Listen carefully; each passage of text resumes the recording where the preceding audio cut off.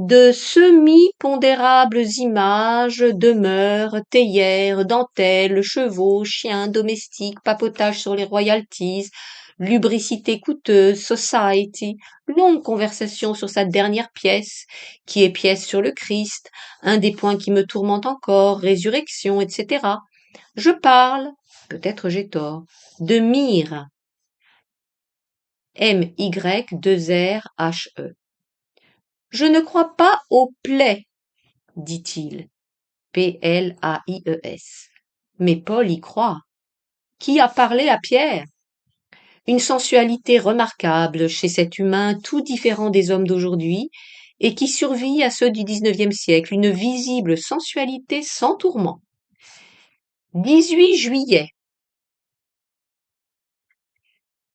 plus 15 jours. Oh, n'insistons pas sur la sensualité du vieux Moore, car sa facile grâce chère, 2 semaines, n'en laisse plus de quoi faire une phrase. C'est le 18 juillet aujourd'hui. Je ne peux plus écrire sur ce cahier cet été-ci. Je ne passe quelque temps avec moi-même qu'avant le sommeil et à l'aube du réveil dans la nuit. Là je me parle. Pour m'écrire, il faudrait allumer, s'asseoir sur le lit, fatigue, fatigue, fatigue. Et pourtant j'allais mieux depuis Vence à Paris. 1 mois passé à chercher un appartement. Depuis 10 ans j'habite chez maman quand je ne suis pas absente. Chez maman c'est une cave au nord, empestée par un calorifère d'appartement qui tire mal, poussière, froid noir ou poussière, chaleur de gaz asphyxiants, exposition nord, garage à mes pieds. Quelle nuit cet hiver là-dedans! 20 juillet, plus 2 jours. Ce matin a paru l'article du Figaro. Nous, vus de l'Est. Conditions à remplir. Satisfaire Curtus. Satisfaire Chomex. Pouvoir être lu en Allemagne. Être patriote française. Parler sans blesser. Louer sans trahir. Et enfin faire entendre la frêle vérité. Tout ceci me vaudra beaucoup d'ennuis. Puissais-je ne pas les voir? Réparer les omissions et rattraper les jours chus, puisque je suis là ce soir pour une demi-heure. D'ordinaire, je la jette sur mon lit. Qui j'ai vu ce mois-ci? Madame Duclos? J'en reviens encore, cela fait 3 fois. Une fois j'ai dîné. Benda, Derem, Duchesse. C'était chez elle, place des États-Unis. Benda n'avait pas d'esprit. Encore un dîner, parce que tout son mauvais lui sortait. Il a de nouveau dit des sottises sur l'infini. Cantor lui tenant lieu de canne épais. Quant à Derem, il s'avance vers Benda, qui représente momentanément le savoir. On m'a assuré que la géométrie non euclidienne pouvait s'appliquer en mécanique, interroge-t-il. Et c'est un dîner de gens intelligents. J'ai vu Schwab 1 ou 2 matins, il arrive vers midi, et maman n'aime pas déjeuner en retard. Je suis très copain avec Schwab. J'ai vu Maritain chez lui, donc, il est d'une douceur extraordinaire, comme le grain de l'acier. Je me suis fait mal à parler de l'ami, à majuscule, des enfers, note Paul Valéry. Maritain croit à l'objet connaturel à l'esprit. Il croit à un objet substance. Jamais nous ne nous entendrons là-dessus. Ce livre est tout entier contre cela. Un objet indépendant de l'esprit n'a pu exister qu'au paradis. De plus, Maritain méprise la science. Mais il doit savoir des choses extraordinaires sur l'intelligence et la volonté, sur la forme de l'âme. Je parlerai donc longtemps à ses côtés si je pouvais parler sans perdre force. 22 juillet, plus 2 jours. Ne plus souffrir, ne plus souffrir, respirer comme tout le monde. J'ai l'air de mener la vie de tout le monde. Un poisson hors de l'eau voudrait faire croire qu'il est très bien. Duchesse, très favorable, m'a visité hier. Demande toujours si je n'écris pas autre chose comme Agnès. Je croyais bien ne plus écrire. Car écrire, pour ceux dont on voit les visages à travers les lectures qu'on leur offre et qu'ils acceptent, merci. Mais à l'instant, il n'y a pas 5 minutes, cette idée-ci. À ma mort, Je vois Grasset demandant à la famille tout ce qui resterait de moi. Et famille répondre rien, quelques boîtes de lettres à la nationale. Bien. Mais alors, je me serais perdue pour ce qui persistera de moi sur la planète, comprends-tu? Je n'aurais rien écrit pour eux, mais je n'aurais rien laissé non plus pour la future moi, le corps de l'âme de moi qui aura besoin de moi. Cette pensée est activante. L'aube du désir d'écrire pour cette âme-là. Pense à tout ce que j'ai appris. Si je ne lui laisse pas, il faudra qu'elle recommence. Eh bien, il faudra que la famille imprime ceci, même si ce n'est pas fini. 19 août, plus 27 jours. Maman est partie pour la Groslay ce matin. Je pars seulement demain. Elle a été faire chauffer la maison. Je n'existe que par la conspiration de plusieurs personnes, de nombreuses personnes, et l'exquise les dirige, surnom que Catherine Pozzi donne à sa mère. Parasite je suis, vie appuyée à d'autres, vie impuissante à soi. Le chauffeur qui conduit l'auto me fait vivre et me sert de pas. Tous les domestiques me font vivre, et ce journal du soir et ce journal du matin qui me cherchent les nouvelles que mon faible corps ne peut se chercher. Qu'est-ce que je leur rends à tous ces gens? Hier, Dubos. L'auto m'avait conduite à Versailles. Ensuite, les Vaudoyers. Ils passent l'été dans la maison des Tarot. Note. Les frères Tarot, Ernest, dit Jérôme, 1874-1953, et Charles, dit Jean, 1877-1952, travaillaient, écrivaient ensemble, et furent tous deux élus à l'Académie française. Jean avait été le secrétaire de Barrès.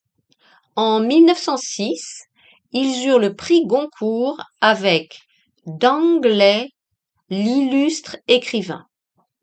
Outre des reportages, des enquêtes menées conjointement, des biographies de contemporains, ils laissèrent leur mémoire, la double confidence et indiquaient ainsi la part respective de l'un et l'autre dans l'œuvre commune. Reprise. Ils passent l'été dans la maison des Tarot. Naturellement, quand j'ai cette robe, les gens sont 5 minutes contents. Si j'avais su composer un être, à 20 ans, mais je mettais n'importe quoi. On sonne. Voici Daniel, qui vient me dire adieu. Je suis bête avec mes robes? L'apparente vanité de la personne, corps d'un esprit, offusque l'esprit? Ô Église, la robe est une des applications du devoir, car il n'y a qu'un devoir qui est de remonter la pente naturelle qui va au plus bas. L'élégance est la suprême moralité du corps. Elle est le choix, opposé à la confusion. La confusion est naturelle, le chaos est naturel, tout y retourne. À peine on se détourne, à peine on cesse de vouloir la robe, exercice de volonté, présence du divin dans le détail. Dubos est bon, ceci est certain. Il m'est incompatible pourtant, ceci est certain encore. Ce qui lui est difficile ne l'est pas pour moi. Ce qui m'est difficile, il ne le compte pas, ne le tente même pas. Mais il m'a dit tout d'un mouvement que je l'appelle quand je sentirai la solitude. Serait-ce donc ne plus la sentir? Shut up. Note, tais-toi. Ou plus précisément dans le contexte, la ferme. Shut up. Il faut d'ailleurs aussi fermer la malle. Note. Catherine Pozzi est partie avec sa mère passer le mois d'août à la Groslay. Le Mont d'Or, 14 septembre, plus 25 jours. J'ai quitté la Groslay le 2 septembre avec l'auto de maman à 10 heures du matin. Il y avait, depuis une semaine, 33 à 34 degrés à l'ombre. Une occasion de faire ma cure d'eau par beau temps. Voyage facile, la Corrèze, arbres en aile sur bruyère posée, Lailes, ô grand pays de l'amour sans rivage. Il y a des instants de ce pays, dans ce pays, le mont d'or, affreux puits. Puits. Hôtel excellent, démodé, d'un 1900 impérial, luxe domestique, note chère. Le matin, on se lève à 7h30. On finit par se réveiller tous les jours naturellement à 6h30. On fait semblant de déjeuner un peu. On enfile un costume blanc, pantalon descendant au bout des pieds, chemise, veste très jolie, ski aquatique. Je suis vraiment très gentil au masculin. On met une houppelande à capuchon blanc. On court là-dessous à l'établissement, dans une étuve à 28 degrés de vapeur, où l'atome de fer vous rend à votre espèce et où le carboxyle vous endort. On en sort mort. Je maigris, je dépéris. Je ne sais comment, j'ai fait cela 9 fois. Mes reins me font mal, mon foie a doublé, le fer n'est pas mon métal, c'est l'or. Non, c'est l'aluminium. Il est au doigt la bague la plus légère du monde. Note.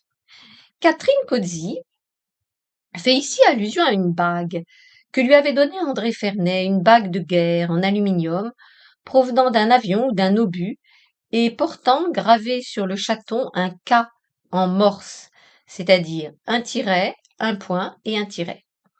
Elle demanda à être enterrée avec cette bague, ce qui fut fait. Reprise. Il est au doigt la bague la plus légère du monde. Il y a 13 électrons, chiffre de mon malheur. Rien, absolument, à dire. Je me couche en revenant de là à 9h30. Je me recouche après déjeuner. Aucun épisode que celui de ce regard hardi, absolument impudique, de ce don DOM, de ce monsieur, que j'ai toléré le temps que je passe. Toléré, toléré, toléré sans baisser les yeux. Et ensuite, j'ai su qu'il savait qui je suis et qu'il... Je me suis souvenu de son nom, relation de salon, relation d'une jolie baronne de l'année 1922 qui aimait aller à plusieurs, au bonheur. L'Agrolet, 19 septembre, plus 5 jours. Je suis arrivée ici mardi soir, venant du Mont d'Or en voiture. La fortune de maman compose mes plaisirs. Parfois du plaisir entre l'horreur et la faillite. Ici, la Grolet, 3 vieilles dames, une inoffensive, une sotte, une méchante. Note. Probablement s'agissait-il, parmi les amis de Thérèse Pozzi, de la sotte Madame Troisier, la méchante Alice Casalis. Quant à l'inoffensive, elle n'a pu être identifiée. Reprise, une inoffensive, une sotte, une méchante, maman et Jean. La sotte relevait de congestion pulmonaire grippale. J'ai passé mercredi, jeudi à fuir sa tout sautante convalescence. Pas de pneumocoque en postillon sur ce terrain de corps blessé. Vendredi, aujourd'hui, le pneumocoque de la sotte avait pris. Je n'ai pas dormi une minute cette nuit, j'ai tout fait. Lettre de Claude à maman pour m'achever. De plus en plus satisfait de soi et des luxueuses effigies parlantes qui l'entourent. Il est à Toulon, note, chez son père. Il ne prononce et n'écrit même pas mon nom. Et enfin, j'ai compris. Je comprends la non-affection de Claude, son incompréhensible mépris. C'est que Claude ouvre l'âme à une vie de bruit, de réclame et de plaisir, tout ce qui paye. Et il me regarde, tout ce qui ne paye pas. Je dois être le portrait de l'insuccès. Claude me méprise d'être tuberculeuse, de l'avoir été, de l'être en puissance. Il méprise les impuissances qui s'ensuivent. Il méprise de toutes les efficiences sociales et planétaires mon naïf mépris. Cependant, quand Coste et Bellonte survolent l'Amérique, note, dans la nuit du 1er au 2 septembre 1930, les aviateurs Coste et Bellonte rallièrent Paris à New York sur le point d'interrogation. Anna de Noailles, qui avait déjà passé toute la nuit du 31 août chez les Coste, s'était mêlée à la foule qui attendait, place de la Concorde, l'annonce de leur exploit. Elle leur avait également consacré un article dans les Annales du 14 septembre, reprise. Cependant, quand Coste et Bellonte survolent l'Amérique, Anna de Noailles piaffe et s'agite, écrit aux épouses des héros, les présente, les baptise, les invente, les décrit, les salue, les annexe, les embrasse, les connaît. Elle croit que la gloire, cela s'attrape comme le rhume de cerveau. Miss Europe au printemps. Elle oublie Georges Claude, note. Le chimiste Georges Claude a inventé l'air liquide, l'ammoniaque synthétique et définit des gaz rares appliqués à la luminescence, comme le krypton et le xénon, que l'entreprise qui porte son nom exploite maintenant. Catherine Pozzi l'a connu en mai 1926. Elle était allée le voir pour lui poser une question de chimie et avait été assez brièvement troublée par ses 30 ans austères et sereins. Reprise. Elle oublie Georges Claude. Celui-là, on ne sait pourquoi, n'a pas la faste contagion. Colette est plus digne. La gloire, elle l'a eue, à coup de santé. Quelle santé! Quelle derrière! Elle n'a plus qu'à faire une fois l'an son pain somme parfait avec le cœur qu'elle n'a pas eu. L'Agrolet, 27 septembre, plus 8 jours. En italique, une lettre de Catherine Pozzi. Mon bien cher Schwob, je vous eusse écrit, mais depuis mon arrivée, tout n'a pas été bien, sans être activement mal. La maison est froide ici et ma mère, qui a une robuste santé, ne s'en aperçoit pas. Le Mont d'Or a été affreux, vous pensez bien. Je suis plus asthmatique qu'avant. Il ne me reste plus rien à tenter qu'une chose pour laquelle j'ai un éloignement élevé par 3 siècles de protestantisme. Cependant, je l'attends très bien. Un peu pour retrouver un corps. Ce corps sans lequel tout de même l'esprit est comme s'il n'était pas. Beaucoup pour chercher dans l'enthousiasme et l'ardeur des autres de quoi être un être moins désespérément seul. Allez-vous à Lourdes? Enfin, si vous y allez, arrêtez-vous ici. Mais que ce soit bientôt, que ce soit dans la première semaine d'octobre, si je le puis, je vous y suivrai. Descartes a bien été à la Salette. Répudions cette phrase pleine de vanité. J'ai reçu ce matin une lettre du pauvre monsieur Valéry. Une lettre, un mandement, un rappel mystérieux et, naturellement, poétique. Enlevons le R, disons impudiquement un appel. Je ne me suis pas méfié de l'enveloppe, ni reconnu le type de la très reconnaissable machine à écrire. J'y pensais si peu. Il s'est donc fait lire, car si la liberté humaine, toute relative qu'elle soit, permet à un dos de se montrer à un visage, et à des pieds d'emporter avec obéissance un esprit hors de l'irrespirable, elle ne permet pas d'éviter ces surprises outrecuidantes que les importuns confient aux facteurs. Il est bien remarquable qu'un cerveau, qui m'a bien connu, puisse conserver une telle faculté d'espérer que je sois ce que je ne suis pas. Adieu, mon ami, que Dieu est loin. Je sais qu'il est en moi, je le perçois à chaque minute, Mais c'est un pauvre Dieu, écrasé par la terre, et que le silence, enfin, va bientôt recouvrir. La Grollet, lundi 8 octobre, plus 12 jours. Claude est arrivé hier soir, venant de chez Édouard Bourdet.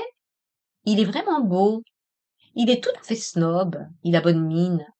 Il parle des femmes par leurs petits noms, et ce sont celles que Femina, Vogue photographie. Les hommes sont ceux, ses amis, dont les noms signifient de l'argent, dont les noms sonnent souvent par les journaux.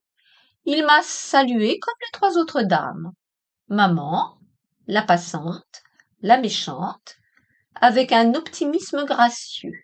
Et puis il a intarissablement parlé du bateau de son père, de la femme de son père, des compagnes de la femme de son père, des yachts des compagnes de la femme de son père, de leurs pyjamas, de leurs occupations, etc. De quoi parle-t-on? De quoi parle-t-elle? Des gens. De quoi parlerait-on? Par moments, une tempête de désespoir commençait en moi, et j'essayais de me diriger hors d'elle.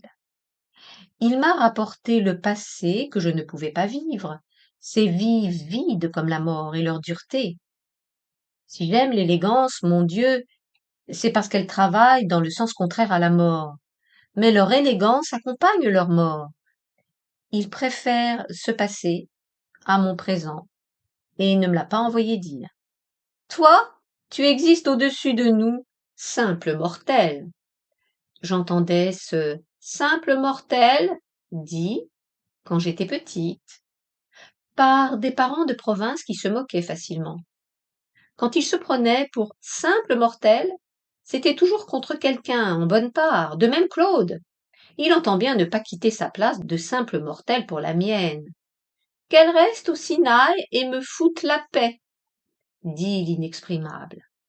Mais moi aussi, j'aime les voiliers de course, et moi aussi, je savais mener un bateau, et même beaucoup d'autres choses, et c'est même parce que je les ai su que tu les sais, et parce que j'ai l'orgueil d'avoir les mêmes robes que les autres, que celles de Vogue et de Femina, et que je ne les porte pas plus mal, tu négliges le fait de ma misère. Tu ne veux savoir de mon infirmité désespérante que ce grand espace qui est visible entre les autres gens et moi. Il est bien vrai que là où je suis, j'ai trouvé quand même de la vie. Elle te fait peur, tu refuses de la vivre. Nous sommes simples mortels. Mais je ne suis pas montée sur la croix toute seule, on m'y a cloué, et je ne trouve pas que ma part soit bonne, encore que la vôtre me dégoûtât.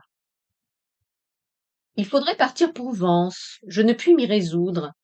Il faudrait aller hors de l'humide parc, si beau pourtant, et qui me garde. Il faudrait partir avec la fille de chambre maussade, seule, pour être là-bas. La vieille Annette elle-même devra rester ici au fourneau. Son cher visage qui n'a pas changé depuis mon enfance, matière jaune et durable, dont les lignes expriment la fidélité, ne sera pas dans ma maison.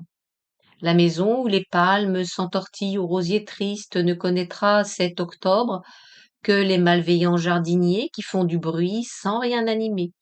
Il faudrait s'en aller pour là-bas, parce que mon poumon droit a mal. Je ne peux pas. Je n'ose pas.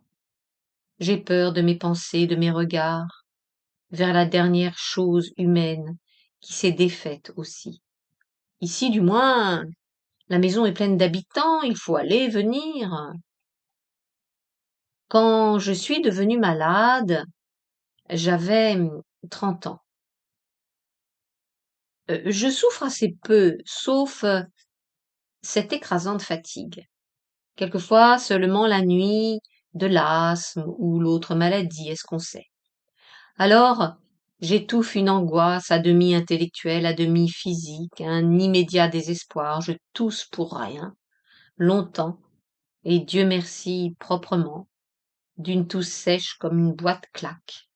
Et la boîte est ce coffre respiratoire où l'on n'entend plus de râle, de ces râles qui trahissent l'horreur. C'est une boîte usée qui est secouée, voilà tout par un démon. Je me lève, je prends 20 gouttes de somnifère, la peine a cessé.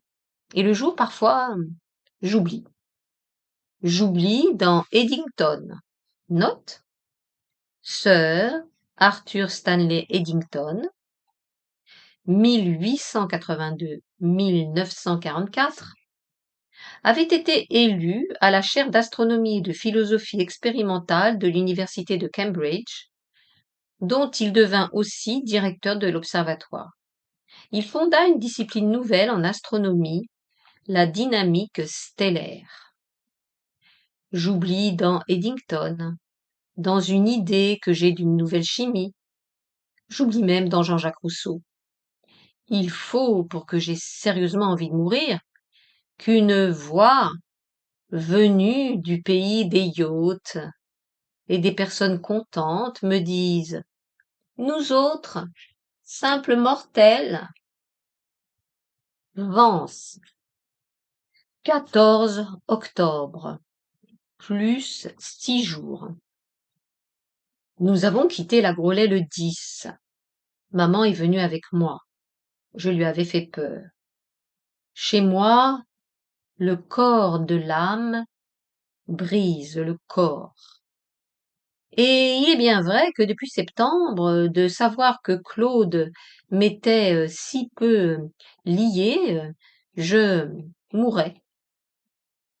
Il y a plusieurs personnes qui ont tenu et poussé la pointe qui blesse un côté puis l'autre. Explique qui voudra. Je sens la blessure au côté droit. Il y a longtemps que le côté gauche ne sent plus rien, est devenu pierre. Mardi 23 octobre, plus 9 jours. Temps pur. J'ai écrit hier à Dubos. Curtius est à Paris, m'a écrit. Je suis à distance toujours de possibles amis. Et travailler, travailler de mon seul fond. Faire un roman. Que de fois. Fais un roman, dit-on. Faire du moi, quoi. Comment veux-tu sans l'étincelle déchaînante? Le plus beau potentiel du monde sans le rayon de lumière qui libère.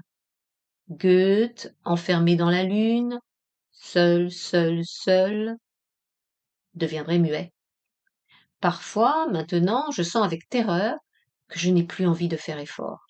Et pourtant demain, je m'inventerai un paradis, un séjour momentané, enivrant, inutile, où je me chanterai à voix basse ce qu'ils n'écouteront pas. 29 octobre, plus 6 jours. Matin gris. Longue lecture de la revue scientifique. Ils sont tous suspendus à l'énergie, E majuscule. Je sais à présent que j'écris la philosophie de la physique. Quelque simples que soient mes mots, ils impliquent les travaux de Planck, note, Max Planck, 1858-1947, fondateur en 1900 de la théorie des quanta, base de la physique moderne, reçu le prix Nobel en 1918. Ils impliquent les travaux de Planck, de Bohr, de Broglie, une certaine conception de l'énergie radiante. Il faut la voir ou ne rien sentir ici. J'enverrai mon livre à De Broglie, hélas, qui ne l'ouvrira pas. J'écris un livre trop technique pour ce qu'il est simple, trop enfantin pour ce qu'il est savant. 30 octobre. Avant-veille de Toussaint. Le temps est de grande douceur. Hier, Gustave de Coutouli, cum Xoré, et ses belles-sœurs Marie.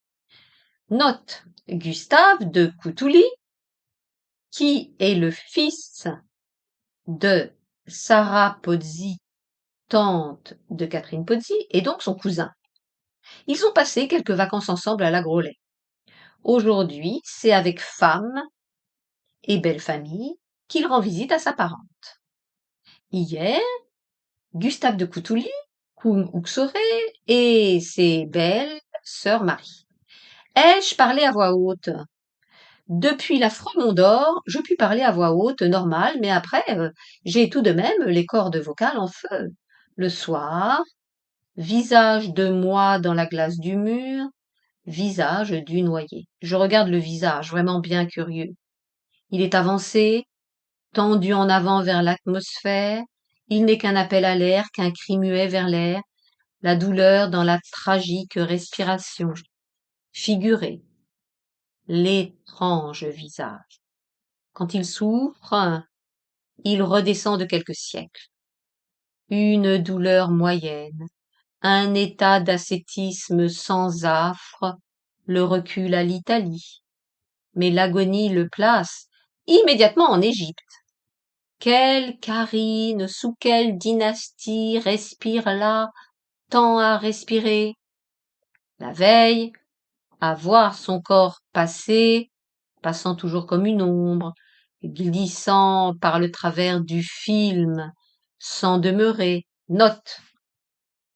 Pendant l'été, Claude Bourdet avait filmé sa mère dans le parc de la Grollet avec une caméra pâté baby. Comme une ombre, glissant par le travers du film sans demeurer. J'étais, une fois de plus, étonné par sa grâce. C'est encore l'ombre dont V a écrit qu'à ses côtés, toutes les femmes avaient l'air de cuisinières. La lettre est dans une boîte de fer. C'est l'un des corps du monde qui est fait avec le plus de corps. Est-ce pour cela qu'il est étrange? Pour cela, aux heures que l'esprit l'abandonne, le visage est laid. Dans l'extrême fatigue, ma permanente puissance, ce qui est antérieur à l'âme, je ne m'occupe plus de ce moi. Je ne l'occupe plus et il se sépare, ou du moins tend à se diviser. Le nez alexandrin existe d'une existence isolée de celle du front Moyen-Âge.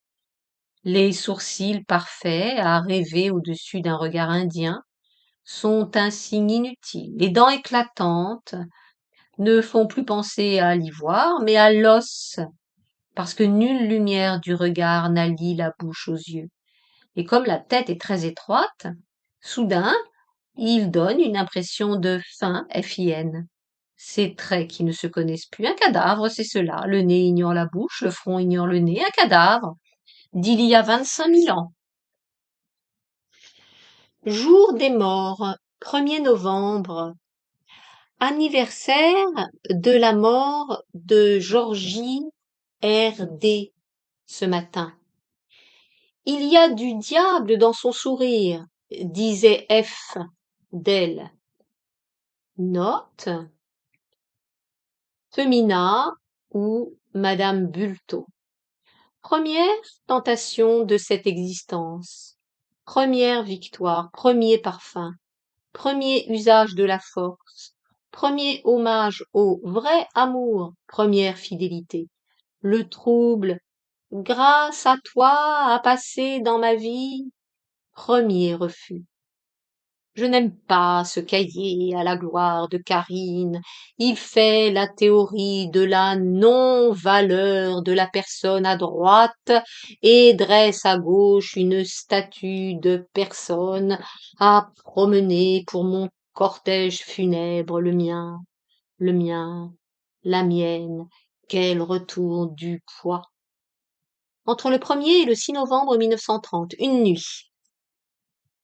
Et que veux-je de plus que ce plaisir qui me satisfait et m'illumine à lire les pages passées de l'écriture qui me donne à l'instant du présent? Oui, c'est bien du présent qui est là, de là de soum, je suis là. Ainsi la force m'inonde, ainsi je communique avec la vie à travers mon écriture qui n'est plus. C'est de l'aujourd'hui que ce cahier, du tout de suite, ce n'est pas un livre, c'est ma compagnie avec Dieu. La gloire par-dessus ceci, pourquoi? Oh, que quelques-uns des autres à venir me lisent, ou m'interroge. Cela se peut, car je suis particulière, comme disait Valérie. Probablement je vaux comme type humain, sinon comme ouvrier, sinon comme personnage. Mais il se peut que la vraie fin de ces heures arrachées depuis des années à ma vie pour de telles brusques pages, ce ne soit que le souffle de bonheur et de foi qui me vient d'elle, elle au pluriel. 7 novembre, le lendemain. Éphéméride. L'Allemagne de Hitler continue d'inquiéter les journaux modérés. Briand voit ses amis se taire. Daudet annonce quotidiennement la guerre. Note. Léon Daudet, 1868-1942. Fils aîné d'Alphonse Daudet.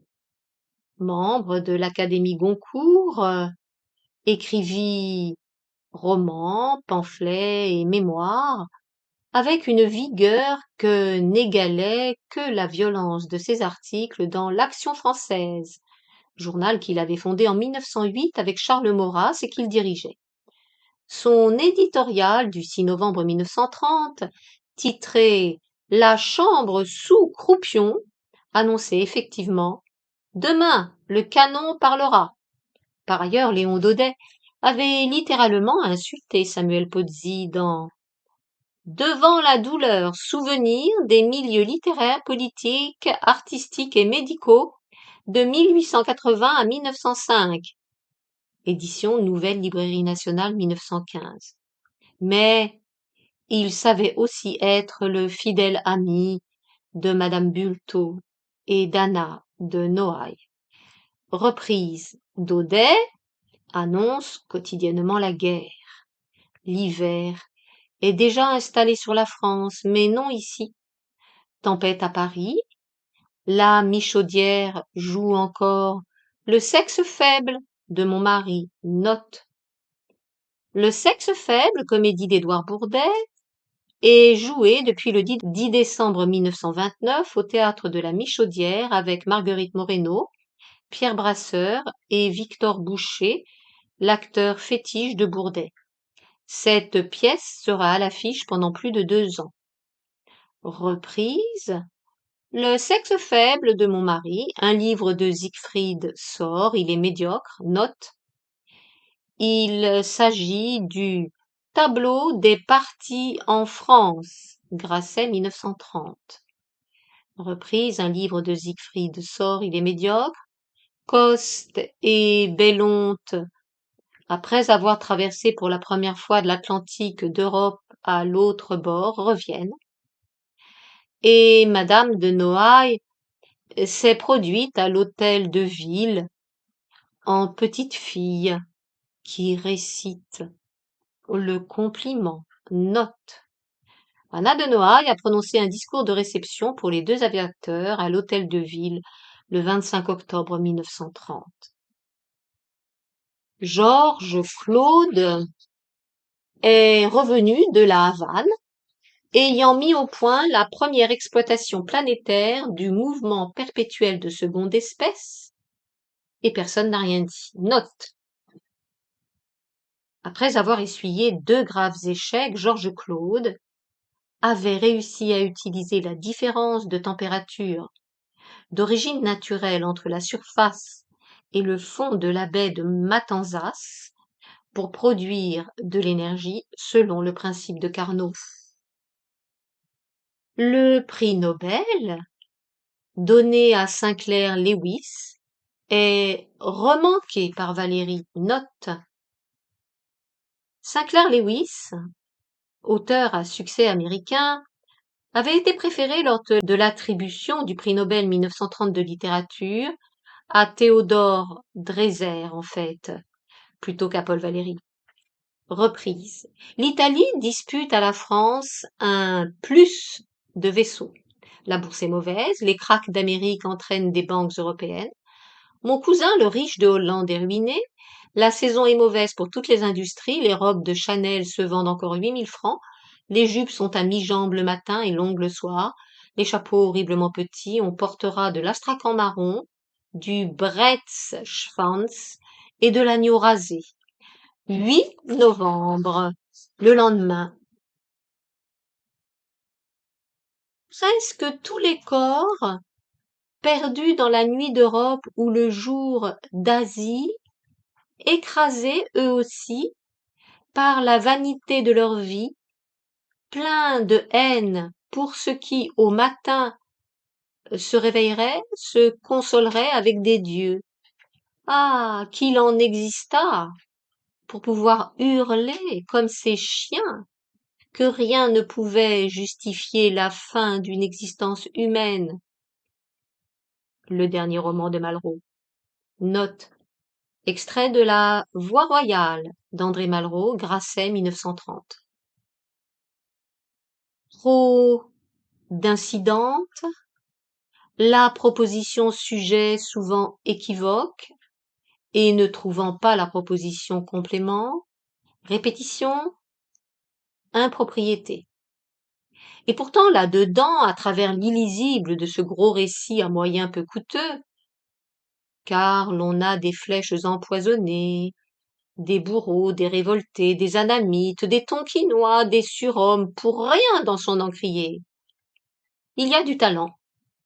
Et ce talent, comme l'a vu à demi l'idiot de Candide, est créé par la peur de la mort. Note sur l'idiot de Candide, c'est Auguste Bailly qui, dans Candide, du 6 novembre 1930, avait fait la critique de La Voix royale d'André Malraux. André Malraux est l'un des seuls jeunes gens que j'ai rencontrés qui soient animés par la mort. Et comment eussé-je pensé qu'il me serait un jour, ce matin presque sympathique? Comment, à Lévy de notre canapé, me le désignait qui parlait à madame Duclos, et les cigarettes et les discours distribuaient un brouillard égal dans le haut petit salon du quai de l'Horloge reprise. Comment que j'écrirais moi-même un matin pour ce garçon au visage de noceur dont la jeunesse m'apparaissait sale? Il a un peu volé, on croit qu'il a été expulsé d'Indochine, murmurait Lévy avec intérêt dans mon oreille, si peu qu'il fût pourtant snob du type, du titre ou de l'acte. Mais l'ennemi des lois en Malraux lui était évidemment sympathique. À moi, c'est l'ennemi de la mort. 9 novembre, le lendemain. La chambre des jouets, note, dans l'appartement d'enfance de Catherine Pozzi, 10 place Vendôme. La chambre des jouets s'étendait, démesurée. Poussée, la porte noire à filets d'or, l'on savait que l'on n'avait plus rien à faire qu'à s'abandonner au fil du temps libre, et le suivre d'un pas sautillant en courant, d'un coin de la pièce à l'autre ou en dansant au milieu comme une enfant-mouche. Être dans la chambre des jouets, c'était exister d'une façon toute particulière, aussi différente de l'existence que si quelque loi physique eût été par exemple suspendue. L'on ne tenait plus à rien, l'accélération de la pesanteur abolie, le filet des circonstances lâché. 5 ou 6 marches, en 2 petits escaliers, montaient dans le même plan à 2 fenêtres qui, sans cela, eussent été mansardées. C'était le dernier étage d'une haute demeure de la place Vendôme. À gauche de la porte, dans un retrait qui pouvait ouvrir sur le salon, mais les doubles battants étaient condamnés de la seconde porte noire et dorée. Un empilement d'animaux et de poupées, de soldats de plomb et de sabres de nacre, cette faune de l'Éden dominée par la gloire des gloires et le signe à tout venant des privilèges du lieu, le chameau. Bois ou carton, bois sans doute, car il était solide, et vrai poil jaune. Les nouveaux venus montaient toujours dessus. Nous, 3 garçons, une fille, un frère et une sœur sur les 3. Note. Il y avait les 2 frères Troisier, Jean et André, jouant avec Jean Pozzi et Catherine Pozzi. Reprise. Un frère et une sœur sur les 3. Crescence, Crescence, bonne allemande, la plus laide et la plus malingre des bavaroises, dont on ne voyait attentivement qu'un teint d'une pâleur de fromage vert et dont les cheveux blonds étaient d'un autre vert. Du moins, c'était ainsi qu'il faudrait les peindre aujourd'hui. Mais Crescence est repartie en Allemagne avec ma dernière poupée. Crescence avait une chaleur d'âme où remuaient des forêts noires. Elle était faible, elle criait très fort. Crescence, menez les enfants dans la chambre des jouets. La porte s'ouvre. Passez le couloir où l'on a peur, la chambre est froide, le chameau attend les enfants. Les garçons se précipitent sur les sabres, la petite fille hésite au milieu.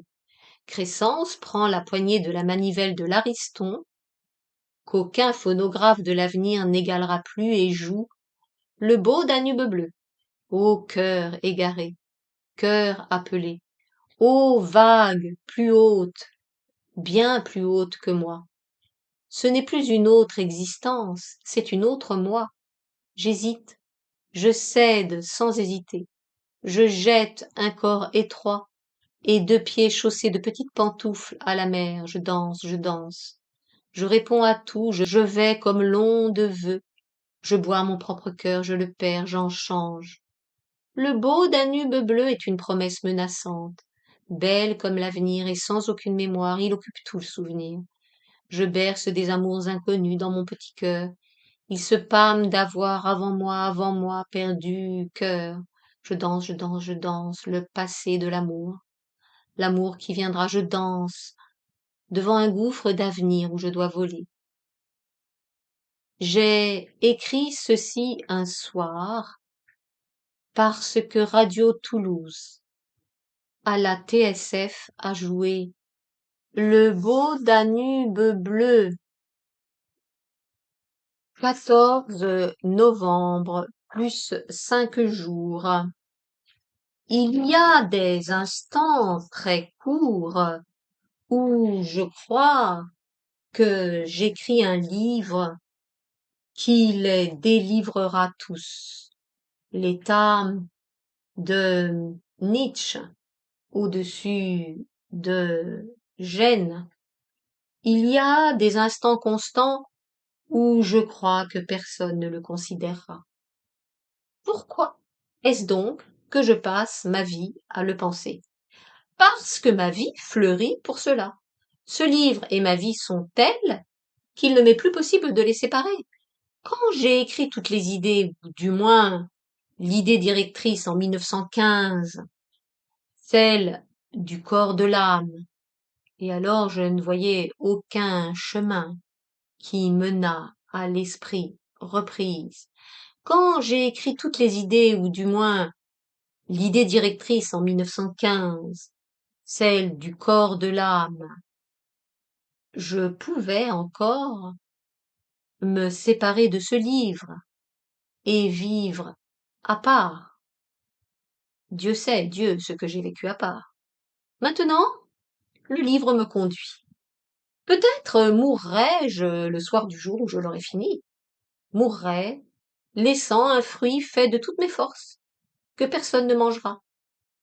Et l'important est-il que les forces aient été exprimées? Il est évident que je méprise ce que l'on imprime quotidiennement. 21 novembre, plus 7 jours. Jour d'aujourd'hui divise ma vie. Jour limite. Au-deçà, passé. Et ce que je n'avais pas le cœur d'écrire du présent, si peu du présent qui de ce temps vécu encore, reprise, et ce que je n'avais pas le cœur d'écrire du présent, je puis aujourd'hui. Je puis écrire clairement ce que je me contentais de savoir. Pour en être mieux, que jamais moi-même. En bref, l'histoire vraie de ce qu'on appellerait dans ma vie l'amour. J'ai quitté l'amour, ce vieux visage, comme le printemps de 1928 était jeune encore.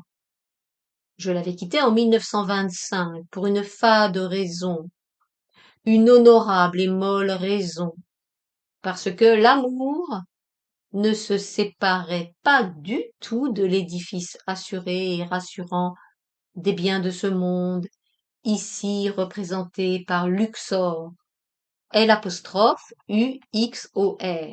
Note, Uxor égale épouse. S'il y a du luxe dans ce mot-là, c'est une dérision de l'étymologie. Depuis, en 1926, l'amour transi n'avait pas été l'amour battu, car l'amour, en couchant promptement avec une dame chez qui l'on faisait l'académie, se faisait faire académicien. Ceci fait, il me reprit, c'est ce qu'il dit, hélas. Je me demande si ce n'était pas seulement ma solitude qui me rejetait. Et c'est en 1928 qu'un matin j'ai dit à l'amour, il était midi, de partir à jamais. Naturellement, il fallait lui donner une raison. Je me saisis de la précédente. Si elle avait été bien assez bonne pour me faire partir une fois, elle était encore assez bonne pour que celui-ci fût mis à ma porte une fois. Comment eussé-je nommé le reste? Et puis je n'en étais pas certaine. J'étais mieux que certaine. Je sentais, je vivais, je sentais dans le comportement de l'amour, tout dévié vers tout ce qu'il avait été depuis des années. Reprise, je sentais dans le comportement de l'amour d'autres moments que ces divagations. À peine je les nommais. La blanchisseuse. Pourquoi je l'appelais ainsi, je ne sais pas. Probablement son faux air de Madame Sans-Gêne. Note.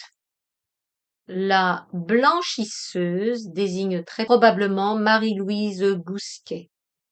Reprise. La blanchisseuse, la professeuse Émilie, qui trouvait fatidique que son nom fût celui de la Madame Teste du célèbre essai. Note. Émilie Noulet, spécialiste de Mallarmé, Pau, Rimbaud, était professeure à Bruxelles. Elle publia son premier essai sur Paul Valéry aux éditions de l'Oiseau Bleu à Bruxelles en 1927. Reprise. La professeure Émilie, qui trouvait fatidique que son nom fût celui de la Madame Teste du célèbre essai, elle professait à Bruxelles. Nous ne doutons point que l'on ne parlât de l'auteur en ces cours. Enfin, la dernière est la plus reluisante. Nulle autre que mon amie, la duchesse de La Rochefoucauld. Vous écrivez n'importe quoi. Vous écrivez tout, disait l'homme, occupé à effacer de ma correspondance les personnalités. Mais ici, pour qui ne pas les écrire? Dieu, nous écrivons pour connaître quelque chose. Et puis après, rien. Nous n'écrivons pas pour les presses. Quand la cour à la duchesse commença, c'était sous mon règne, je l'interrogeai, cet amour fait en département, cet amour à intérêt composé, lui que j'avais connu et simple. Je l'interrogeai un matin de 1927. Il pouvait être 11h03 dans la salle à manger jaune. C'était l'été. J'étais restée à cause de lui à Paris. Enfin, que suis-je pour vous? Il avait compris, car c'est justice à lui rendre. Le plus parfait simulateur du monde, du moins, vous entend admis. Que suis-je pour vous? qui me quittait chaque semaine pour le week-end dans ce château? Il répondit, quelque chose d'organique. Et c'était vrai. Et il avait dit du château, c'est pour le prix Nobel. Et la tristesse et une horreur qui s'étend, quoique j'en ai à tous les hommes, oblige d'écrire. Et c'était vrai. L'une pour l'Académie, l'autre pour le prix Nobel. En vérité, ma vie et ce journal seraient incompréhensibles sans la connaissance de la douleur que ce cœur a pu recevoir de l'amour. Et je ne vous explique pas, mon Dieu, qu'ayant eu l'expérience par vous de l'intelligence vivante et frissonnante une fois, de l'amour, cette expérience-là n'est pas depuis conduit ma destinée. 24 novembre 1930. Je ne sais si c'est ma dernière tentation, du moins je la connais claire et distincte pour telle. Si j'ai, depuis quelques années, quelquefois pu souhaiter que fût accomplie la disparition hors de cet univers d'une personne, c'est que vivre dans le même temps est difficile, et me sauver. Or, le salut, ce n'est que vaincre absolument en moi ce qui m'altère, ce qui me fait être un composé voué à la défécation, à la mort. Mais ce qui m'altère est fonction d'une personne, et comme celle-ci, de quelque façon que ce soit, reparaît en moi, ce qui m'altère gagne, à l'image d'un ferment, et me digère l'esprit.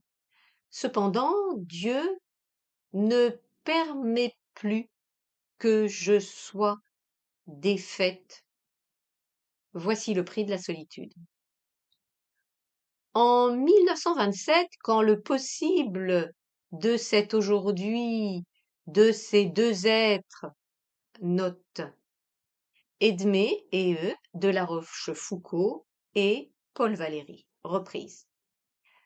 Quand le possible de cet aujourd'hui, de ces deux êtres passa devant mes yeux, il me fut intolérable, que j'ai bien souffert. L'homme lui-même l'a vu, l'inacceptable. La comédie de mon plus grand moment, la reprise par mon allié d'une copie de mon alliance. Oh, que supporter le rire de gorge d'une femelle passante et sa cour à mon amour était plus facile que ce roman à imaginer qui se vivrait écrit en traduction de mon langage. Même pas une variation au dialogue sérieux. Que la femme ici fût sans intelligence ne la privait pas d'entretenir les conversations, et plus, de m'avoir déjà en tout copié. Quel prix! Le corps noir pour un nègre, comme indirectement il lui fut dit, ne la privait pas de parler des lois du rayonnement thermique et de là aux étoiles. Sans doute les étoiles ne lui servaient-elles que de bijouterie. Sans doute la science et ses vérités, elle les achetait seulement comme elle avait acheté le duc. Mais la forme qu'elle donnait à son âme était d'un modèle qui l'aurait fait prendre pour moi, à une certaine distance. Elle avait donné les mêmes titres à toutes ses facultés. Maintenant, l'amour, qui était le mien, est avec elle, lisant les mêmes livres. Qu'importe à moi? Ceci importe. Le passé, le seul passé vivant que je croyais que rien ne pourrait tout de même atteindre, est atteint. Il est adultéré d'un coup. J'ai vu tomber comme carton peint le plus grand de mes paysages, car il restait de l'amour, mort, une part que je croyais à jamais vivre, la fraternité. Or, si elle n'a pas été unique, elle n'a pas été. C'est tout. Il est impossible que ce qui avait une valeur infinie soit le disponible, présent, offert à une sotte en vue de l'obtention en échange du prix Nobel, de la puissance. J'ai écrit une sotte, À demi elle l'est, à demi elle ne l'est pas.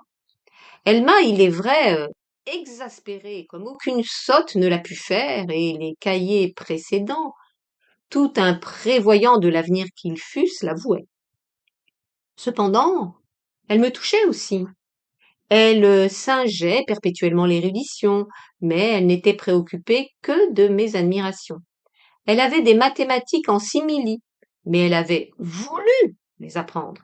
Elle traitait Galilée en familier, sans avoir la plus faible notion de la masse, mais elle aimait dire Galilée et se sentait mieux, comme des croyants disent Maria. Elle avait le goût de la grandeur. Je croyais que c'était de la grandeur morale. Reprise, elle avait le goût de la grandeur par surcroît. Et puis, elle était extrêmement puissante. Et, sans avoir besoin de moi, me faisait une sorte de cour, qu'à la fin je prenais pour de l'amitié. Ce cœur affamé, ses confessions le savent. Elle l'aurait eu pour pas grand-chose entre deux rires et deux indignations. Et comme vraiment je croyais qu'elle était mon amie, ma dernière lettre lui écrivait mon ami, mon ami. 2 fois, je comprends. Elle a tout de même fait ce que je n'aurais jamais pu faire. Car il faut bien voir que la séduction mise en œuvre le fut quand mon ami m'aimait. C'est vraiment cela qui m'est horrible, cette fin. Je me plaisais tant à la croire, tout encombrée de grosses citations ignorantes, habillée de livres sérieux et risibles, somptueux et risibles, reprises. Je me plaisais tant à la croire une dame qui dit la vérité. Je me souviens de l'avoir appelée janséniste à l'aube de notre connaissance, tant la décence, le quant à soi, la parade de la dignité en faisaient un petit objet de confiance. Et c'est en elle, cela, ceci, vers quoi j'allais. 29 novembre, plus 5 jours. Semaine de tentation. Et l'on sent que les tentations, pour plus tragiques, mordent de moins en moins le destin. Mon Dieu, je me remets à votre mouvement. Je veux qu'il se substitue au mien, en moi.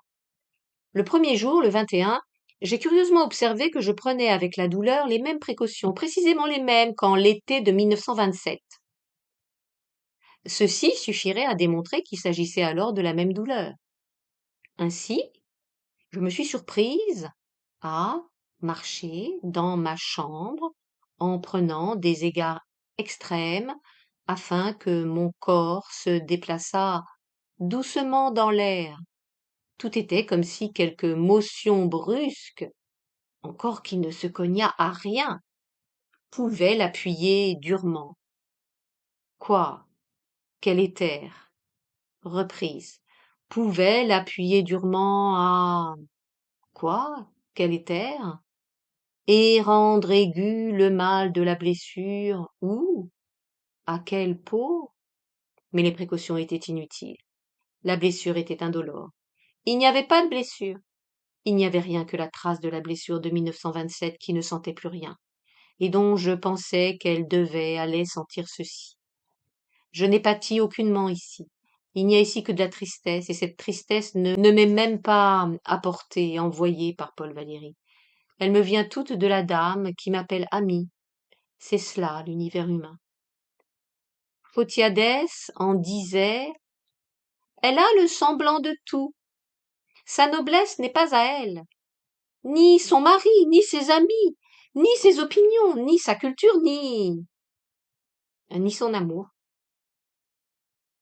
Paul Valéry racontait qu'elle s'était évanouie le jour qu'on lui dit qu'elle s'appelait mademoiselle Fritsch. Note. Edmée de la Rochefoucauld s'appelait Edmée de Fels avant son mariage. Mais de Fels était le patronyme d'emprunt que son père, immigré danois du nom de Fritsch, avait pris en France. Reprise. Mais de vivre de parodie, cela la regarde. Et j'ai bien une fois ou 10 profiter de la noblesse, profiter de la famille du mari, profiter du salon qui contenait des amis, et j'ai été bien contente que s'il ne me restait qu'une amie, ce fût celle-là. Et certes, j'en étais contente, parce qu'elle satisfaisait par sa dignité mon goût de l'ordre, mais aussi parce qu'elle me flattait. Le sentiment que j'accueille de loin en loin, le temps que j'entre par la porte dorée que le valet en livrée pousse grande, ce sentiment imbécile de fausse puissance, pourquoi une autre n'en aurait-elle pas fait toute sa vie? Ce n'est qu'une différence de temps. Voici bien d'une page inutile. Je voulais écrire seulement qu'il y a ceci que je ne comprends point. Elle était prête à s'approprier ce qui était mon amour quand je l'ai prévenue et mis l'amour dehors. Pourquoi, ayant, elle a pu se le dire, dominé sur moi, a-t-elle continué de me poursuivre de son amitié? Oh, je renonce. Tout ceci est de trames si mêlées, je disais seulement que le monde m'avait détesté sur la foi des charmes carminés du Paul, verbe d'or. Note. Essentiellement à cause du poème Les Pas que Paul Valéry avait intégré au recueil intitulé Charmes, dont le titre renvoie au terme latin Carmen, qui signifie poème. Reprise. Je disais seulement que le monde m'avait détesté sur la foi des charmes carminés du Paul verbe d'or. Une seule personne d'entre ceux-ci ne m'avait pas rejeté. La duchesse de La Rochefoucauld. Je l'en aimais. J'avais été profondément consolée par elle, toute glaciale qu'elle fût quant à l'âme. Elle ne manquait jamais de m'appeler à chaque retour de Paris, jamais de m'écrire, jamais de donner des dîners pour moi, je ne la comprends point. Je me sentais à la fois admirée et jalousée. De quoi? Elle me revenait toujours. Elle minimisait tout ce que je faisais, tout ce que je savais, mais elle revenait.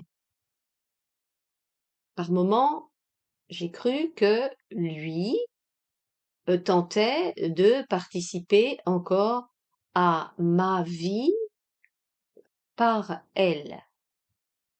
Elle lui a montré ma dernière lettre qui contenait une phrase sotte et XVIIIe siècle sur Dieu. Et comme le réflexe suit la demande, il m'a écrit.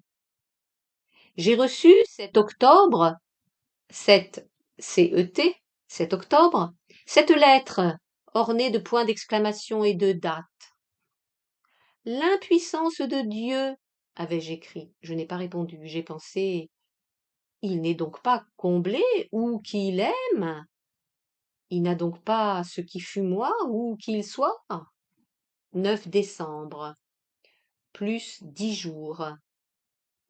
Cet envahissant passé. Oh, tu peux bien mettre un grand P. Ce ne sera pas un signe de valeur. Parfois, il me semble que le Dieu m'a fait un temps trop difficile à vivre. Surmonter un passé, en finir avec un passé ne serait rien. Mais celui-ci, tout me le montre.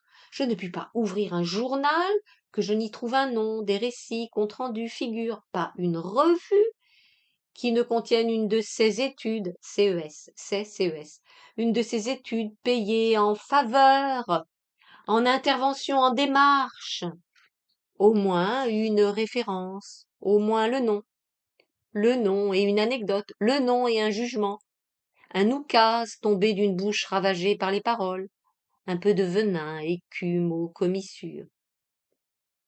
Je te retrouve, lui disait un camarade de jeunesse. Tu as toujours ta petite écume au coin des lèvres. Hélas, je me souviens même de ces phrases d'indifférent. Comment ne pas le retrouver, le passé qui n'a plus figure humaine? Il gagne et gagne sur l'avenir. Il désire couvrir la France, rien que cela. Pour un peu, je laisserai la place de faire un dessin ici qui illustra cette phrase.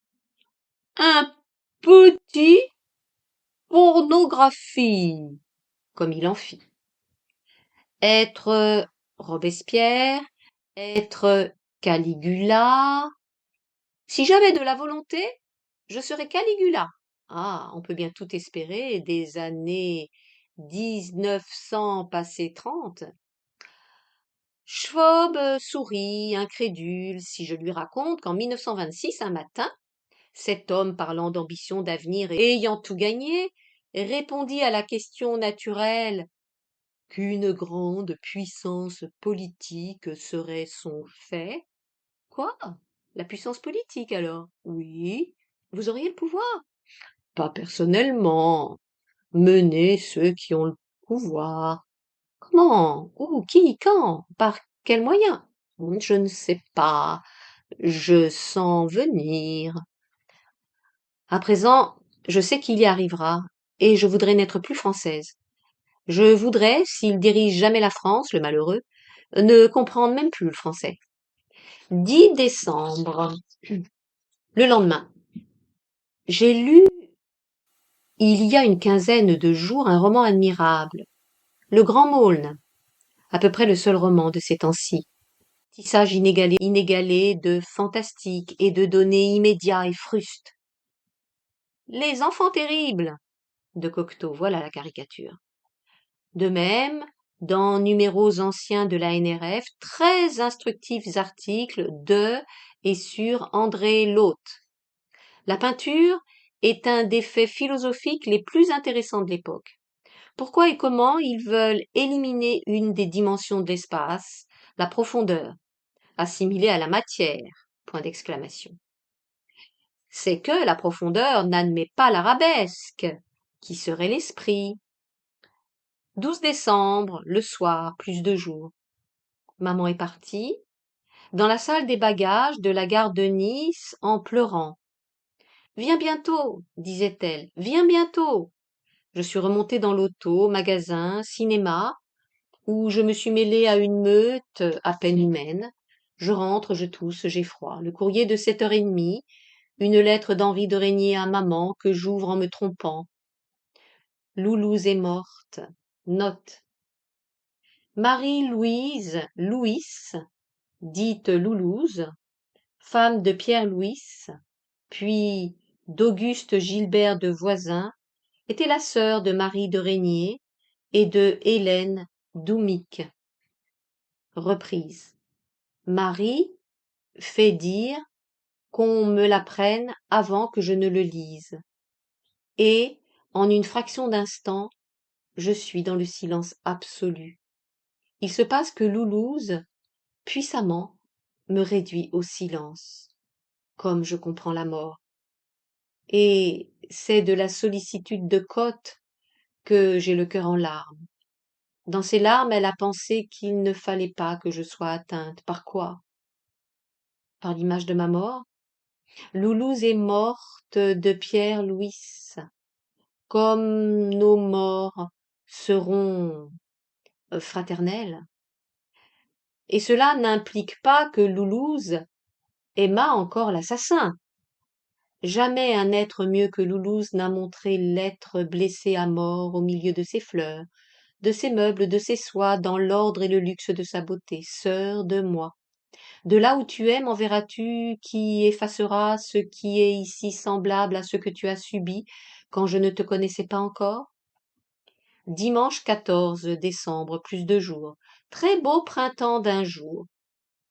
Jeudi soir, le roi Pozole, de Pierre Louis, prenait les proportions d'un triomphe au Bouffe parisien, musique d'Honegger, opinion d'un rédacteur de Comédia. Note. Dans Comédia, du 12 décembre 1930, Paul Gregorio commente ainsi la représentation des Aventures du roi Pozole, livret de Villemets, musique d'Arthur Honegger, que donnent les Bouffes parisiens. Quel spectacle délicieux! Il a su plaire aux plus difficiles, j'allais écrire aux grincheux. De tous les autres, il a reçu un accueil que je n'hésite point à qualifier de triomphal. Reprise, vendredi matin, Louise Louis mourait. Elle mourait comme je mourrais, muette, fermée, isolée sur son horreur. Où sont les lettres de Pierre Louis à Louise, à Loulouse, sa femme enfant, détruite, brûlée? Où sont celles que celui qu'inventa Louis m'écrivit? Note. Paul Valéry a eu ses premiers vers, en particulier Narcisse parle, publié en 1891, dans la revue qu'avait fondée Pierre Louis, La Conque, reprise.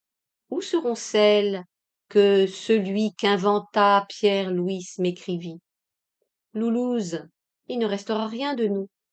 Mais toute cette douleur que vous avez eue, est-ce que nous en ferons une fusée pour nous jeter au paradis? Mercredi 17 septembre, plus 3 jours. Écrire, écrire. Pourquoi n'écrivez-vous pas? Ah, leur écrire est trop facile. Parfois je me mets à ma table, je commence une histoire. Voici un texte qui suit en italique. Dans le hall du palace de Malocchia, les dîneurs qui venaient du restaurant paraissaient, de moment en moment, s'avançaient lentement par groupe, s'asseyaient ou allaient plus avant dans la direction des souffles d'orchestre. Il était 10 heures. Il ne s'en fallait que de quelques pas que l'on puisse rejoindre l'âpre nuit d'été d'Engadine, au bord de laquelle l'étincelant abri, donnant les appels, les vaisselles, les langages, reprenait le voyageur à la nature. Quelques pas. Un lac obscur assujettissait le passant au silence. Mais ici, le duc de Saxe-Meiningen, rouge, noir et vert, montait dans le lift vert et noir, et madame Agrafe, à plein feu de vrais joyaux, sûre de son nez mais trop grasse pour être heureuse, souriait à l'escalier de crème et d'or. 293 pages, prix Goncourt, mais cela m'ennuie. Ou bien, italique. Il y avait une fois, là où il n'y a pas droite ni gauche, une grande masse d'actions suspendues, menaçant d'exister. Elles étaient orgueilleuses, ayant régné. Elles étaient passionnées, ayant aimé. Elles étaient inefficaces et sujettes aussi, et pensées pures aussi, car l'action ne se distingue pas de la pensée, là où il n'y a ni droite ni gauche. Elles avaient alimenté des milliers de vies, comme l'eau, la plante, et les actions qui avaient circulé en chaque vie s'étaient chaque fois résorbées dans la masse commune, certaines ayant si peu de force que la masse à les recevoir ne changeait pas, d'autres l'altérant jusqu'aux profondeurs, et la masse pesante de passé formait ce que les biologistes appellent une lignée. Une lignée. Une lignée? Une masse peut prendre la forme d'un fil. Et qui ne sait qu'une masse suit un fil? La charge descend le long du fil, allume la lampe. Ainsi descendaient de la grande réserve d'actes les obscures flammes à destin de cœur. Cela, ça m'amuse. Seulement, ça les ennuierait, eux. Mardi 23 décembre, plus 6 jours. Hier, visite des Auric. Note. Georges Auric, 1899-1983, élève de Caussade et de Vincent d'Indy, membre du groupe des Six, ami de Darius Milhaud et d'Éric Satie, composa de la musique de chambre, des ballets et de la musique chorale reprise. Visite des Auric amenée par Schwob. Auric, jeune, 35 ans, très gros, très indolent, parle avec crainte des sports violents, peu éloquent, cultivé d'une culture du moment et non d'une culture qui admette le temps, simple, gentil, naïf, au contraire de ses amis et de ses adulateurs. Bon peut-être, aime boire, Femme dorique, une jeune fille d'aujourd'hui, rien dans la figure, beaux sourcils faits jolis, on dit qu'elle peint. J'ai beaucoup parlé avec animation. Ils ont trouvé le Mont Basillac si bon qu'ils ont emporté la bouteille. Schwab a eu 2 pots de confiture. Ils sont redescendus ainsi dans la nuit. On a discuté breton, le surréalisme. La jeune femme en revenait toujours à un jeune auteur, déjà qui était beau. Herbart. Note. Pierre Herbart, essayiste et romancier, avait accompagné Gide en Russie et avait épousé Elisabeth van Rysselbergh. Il allait très prochainement publier Le Rôdeur, édition Gallimard 1931. Reprise, déjà, qui était beau, Herbart. Alors je veux lire son livre. C'est donc l'âme qui vous attire, madame, à peine vous êtes pêchée par la beauté? Schwab me regardait comme le montreur présente. Une femme gaie, c'est ce qu'ils ont vu. 31 décembre 1930. Dernier jour de l'année. Depuis hier soir, je suis si triste qu'il semble que je sois rentrée dans une zone d'influence mortelle.